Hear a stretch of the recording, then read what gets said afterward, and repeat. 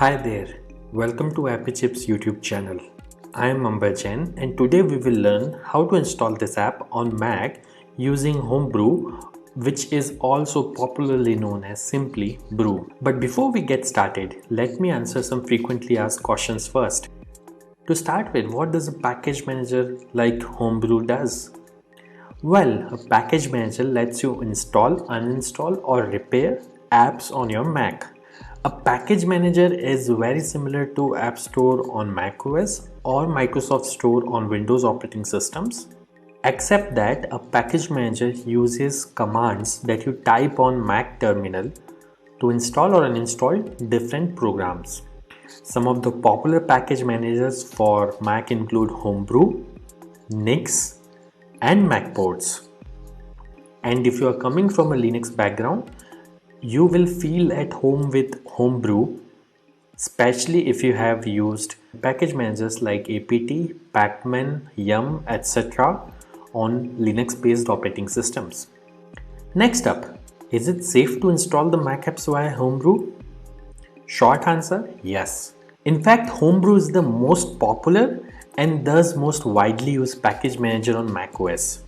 Moreover, Homebrew is a non-profit member of Software Freedom Conservancy Foundation, also known as SFC Foundation. Many other open source projects like Git, BusyBox, Samba, Wine are all part of this Software Freedom Conservancy organization.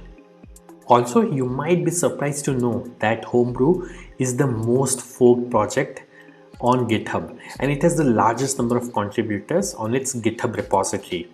Many devs at organizations like Google, Apple, Dropbox, Stripe, etc. use Homebrew to set up different development environments on their MacBooks and iMacs.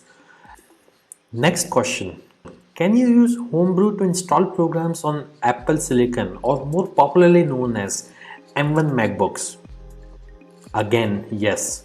Starting version 3.0 of Brew, Apple Silicon is now supported on Homebrew. In fact, Homebrew also supports programs that are at the moment only supported via Rosetta 2 on Apple Silicon. Now that I have answered your questions on safety and compatibility of Homebrew, let's get to the installation process. Before we can install anything using Brew, we need to install the package manager itself, that is Homebrew, on your Mac. So let's see now how can we install Brew on Mac. Let me open my Mac here.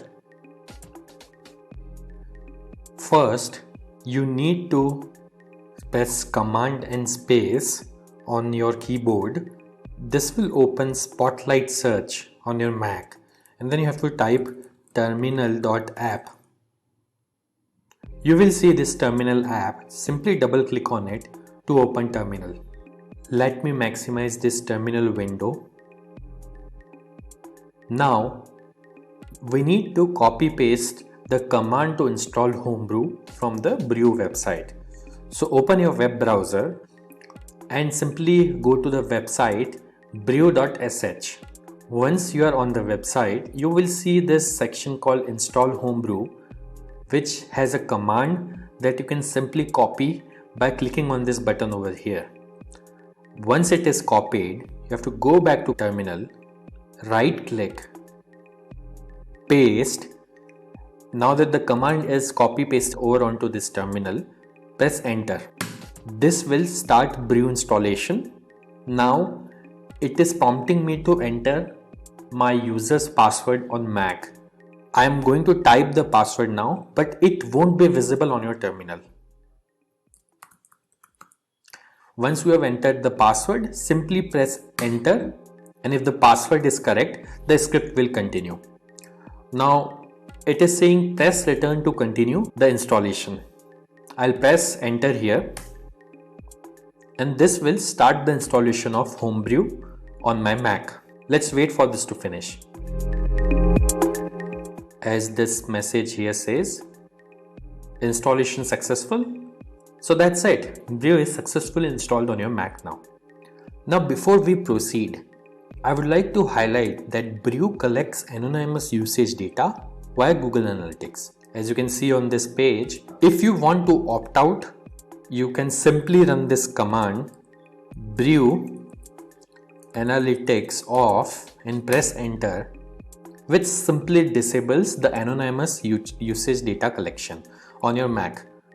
Now let's update the package database locally by pulling the metadata of the latest packages on a local map from the central brew repository. This should typically take less than a minute to complete depending on your internet connection speed. To do so, simply type the command brew update and press enter. As you can see, my local brew database is already up to date because I just installed brew on my system. Now to install the app, let's run the brew install command.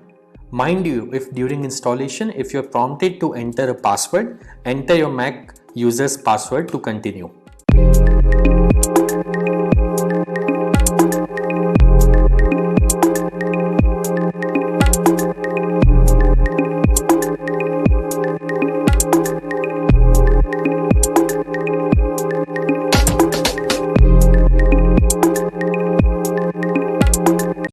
That's it. The installation was successful. If this video was useful, don't forget to hit the like button.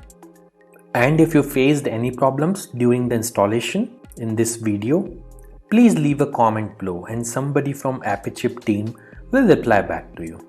If in future any app installed using brew stops working, then you can simply reinstall it using the command brew space reinstall space the name of the program.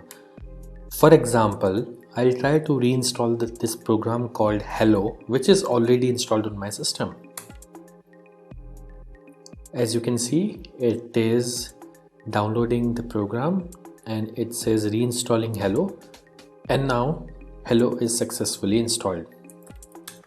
And if you want to uninstall any app installed using brew, simply run brew space uninstall space the name of the program. In this case, I will try to uninstall the program Hello, which is already installed on my system. As you can see, within a few seconds, it says the program is successfully uninstalled. Also, over time, brew might end up consuming disk space on your Mac as it keeps installers of the programs that you had installed on your hard disk in a cache directory. So you can use the brew space cleanup command once every 6 to 12 months to free up some space on your Mac. This command removes app installers and older versions of the packages only. It would not uninstall any of the apps that you have installed. As you can see, brew cleanup was successfully run on my system. So do subscribe to our channel as we have tutorials for installation of over 9,000 programs on Mac, which will come handy. If you need to install other apps on Mac in future, chances are that we have got it covered already.